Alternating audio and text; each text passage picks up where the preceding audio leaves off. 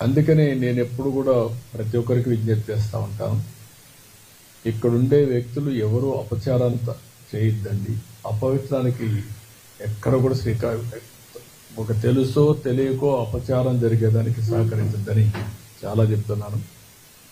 గడిచిన 5 సంవత్సరాలు చాలా పోరాటాలు చేశాం. కానీ ఆ పోరాటాలు కూడా పనిచేయకుండా వెంకటేశ్వర స్వామిని అపవిత్రం చేసే పరిస్థితికి వచ్చారు. ఆ రోజు కూడా మీ అందరికీ నేను చెప్పాను, ఇక్కడే ప్రథమ ప్రాధాన్యత వెంకటేశ్వర స్వామి పైన ఉంటుంది. ఏదైతే క్లీనినెస్ ఇక్కడి నుంచి ప్రక్షాళన వెంకటేశ్వర స్వామి టెంపుల్ నుంచి చేస్తానని చెప్పి దేవుని రుణం తెచ్చుకోవడానికి, అదే సమయంలో రాష్ట్రాన్ని పునర్నిర్మాణం చేయడానికి అంకితో పనిచేస్తానని చెప్పాను. చెప్పినట్టే ఫస్ట్ అపాయింట్మెంట్ నేను ఇచ్చింది శ్యామలరావు ఇచ్చాను. అక్కడి నుంచి ప్రక్షాళన స్టార్ట్ అయింది. ఇంకా కొన్ని చిన్న చిన్న ఉన్నాయి, ఇంకా చేయాల్సిన పనులు ఉన్నాయి. నేను చాలా క్లారిటీ ఇచ్చాను. అందుకని అవన్నీ కూడా చేస్తారు.